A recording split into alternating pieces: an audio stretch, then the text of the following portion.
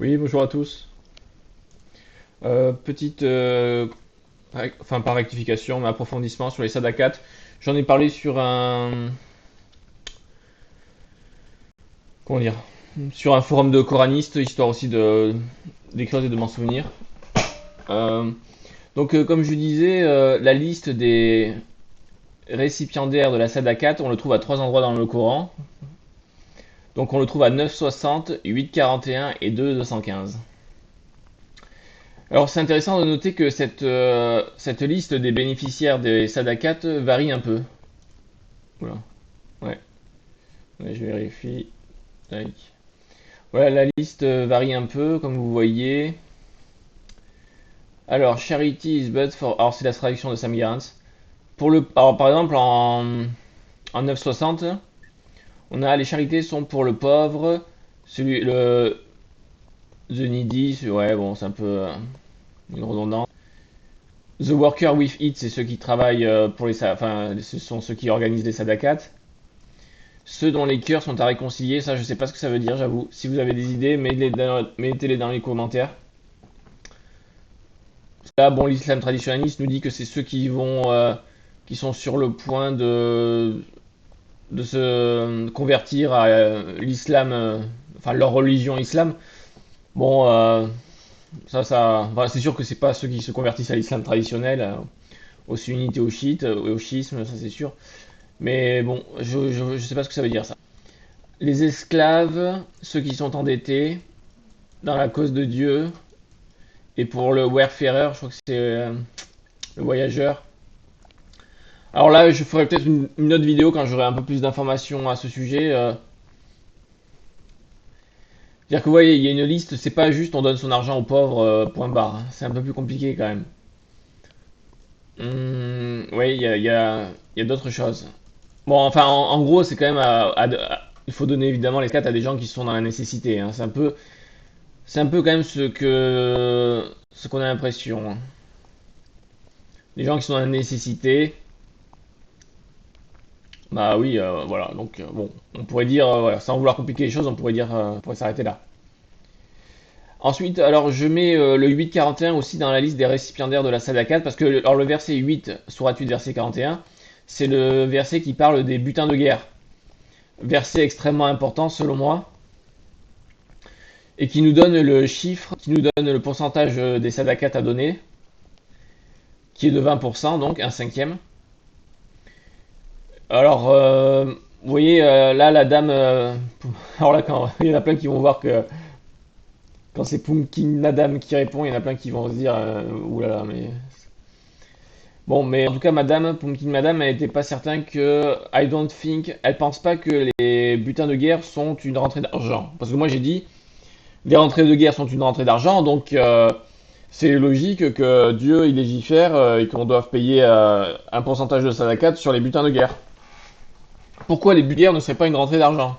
Et là, j'aimerais bien qu'on m'explique pourquoi.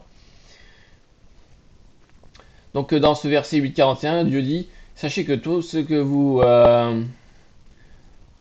avez comme butin de guerre, à Dieu appartient le cinquième et à son messager. Bon, mais à Dieu appartient le cinquième, oui, oui, mais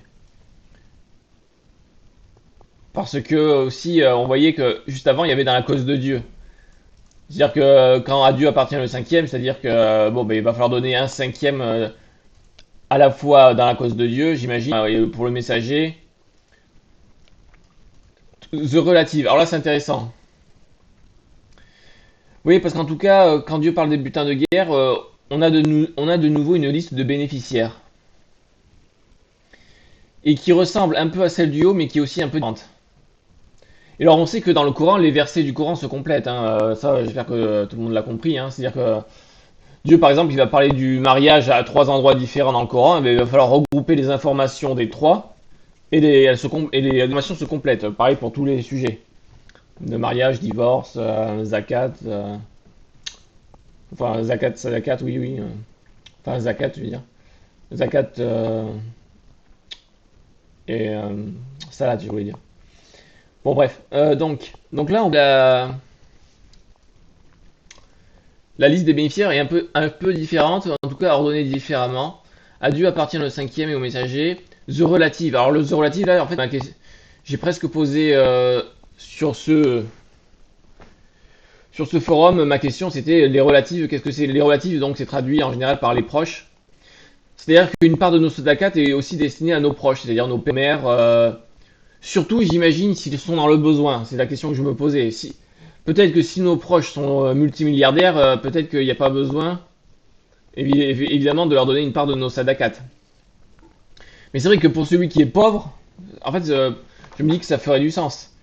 Enfin, pour celui qui a une famille pauvre, bah, il a peut-être envie de donner ses sadakats en priorité à sa famille et c'est normal. Donc j'ai l'impression que le Coran prend en compte cela. Parce que sachant qu'en général, dans toutes les listes de bénéficiaires, c'est toujours des gens qui sont dans le besoin. Donc on peut penser que là, les relatives, les proches, c'est les proches qui sont sous-entendus dans le besoin. Vos parents sont multimilliardaires, ce que je vous souhaite. Vous n'avez peut-être pas besoin de leur donner une part de vos sadakats. Et là, on retombe ensuite dans la liste des bénéficiaires au fatherless, donc c'est l'orphelin, le pauvre, et the wayfarer, le voyageur.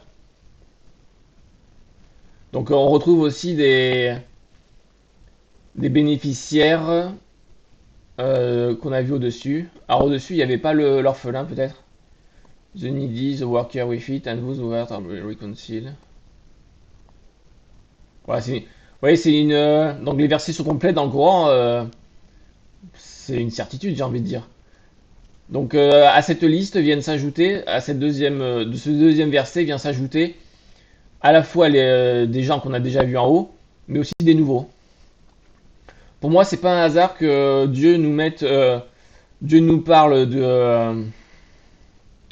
En tout cas, En tout cas, on a une liste de bénéficiaires qui ressemble fortement à celle qu'on a vue avant et qui parlait des sadakats, parce que là c'est clairement, dans 60, c'est clairement les sadakats, hein, c'est clairement la charity, c'est sadakat. Hein.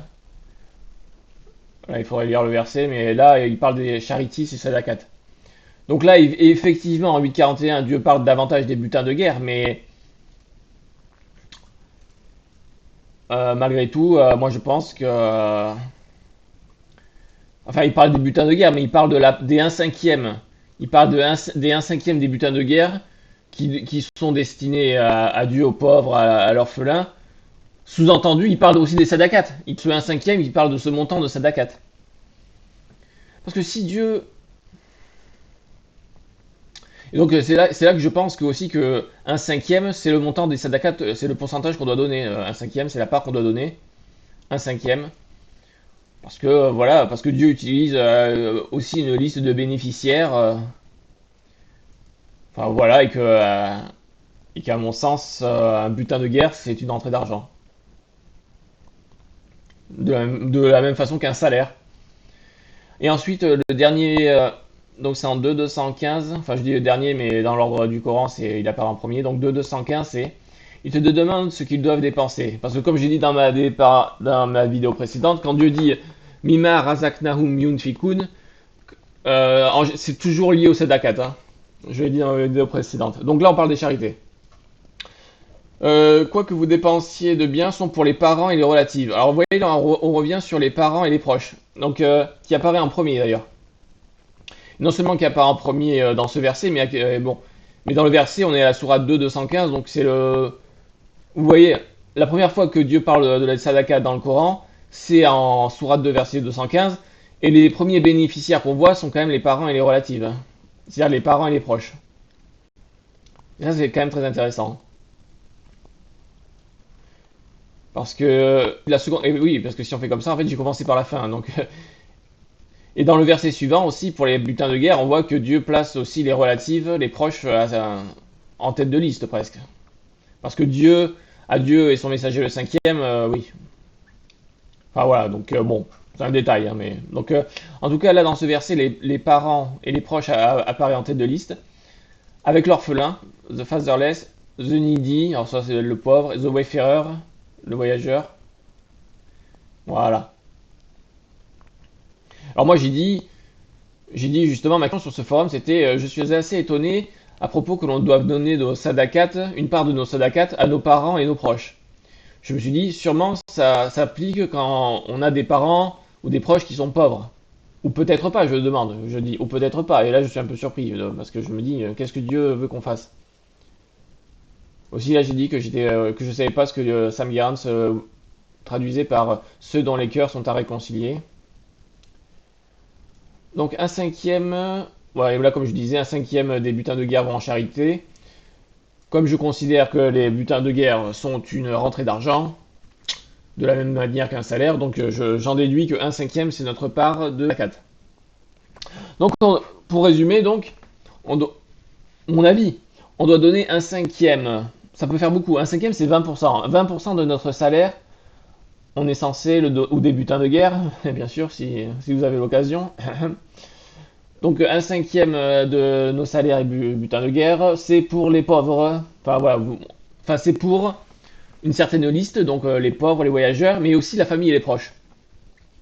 Donc moi, personnellement, moi ce que je fais, moi, ou, enfin ce que je fais plus ou moins, et en tout cas ce que je compte faire plus ou moins avec l'aide de Dieu, enfin le plus que le moins, c'est par exemple de donner 10% de votre salaire à votre famille et vos proches, surtout s'ils sont dans le besoin, et donner 10% de votre salaire en sadakat à des parfaits inconnus, entre guillemets, enfin des gens que vous ne connaissez ni d'Ève ni d'Adam, j'ai envie de dire. Enfin, à vous de trouver aussi le curseur. Par exemple, si vos parents sont dans une totale indigence, extrêmement pauvres, je crois que même c'est pas, ça peut faire du sens de donner 20% de son salaire à ses parents. D'ailleurs, mais je crois qu'il y a plein de gens qui font ça. Il y a plein de gens qui viennent travailler dans des pays riches et ils envoient de l'argent à leurs proches qui sont restés au bled entre guillemets. Je vise aucun pays en particulier, mais je veux dire même c'est un mode de fonctionnement qui se fait même naturellement chez beaucoup de gens. Donc suivant, en tout cas voilà, c'est la bonne. En fait, et c'est ça qui est un peu la bonne nouvelle, un peu dans le Coran, j'ai envie de dire, c'est que les sadakats, c'est toujours un peu embêtant de donner 20% de son salaire. Mais voilà, on peut penser que les sadakats que vous faites à vos parents et vos proches comptent, et surtout si vos parents sont dans le besoin, surtout si vos parents et vos proches sont dans le besoin. Voilà, moi, voilà un peu comment gérer un peu aussi, c'est au niveau des sadakats la répartition que l'on pourrait opérer. La Pumpkin Madame qui me dit, oui, évidemment, si vos parents sont riches, vous n'avez probablement pas besoin de vous inquiéter à propos de dépenser de l'argent pour eux.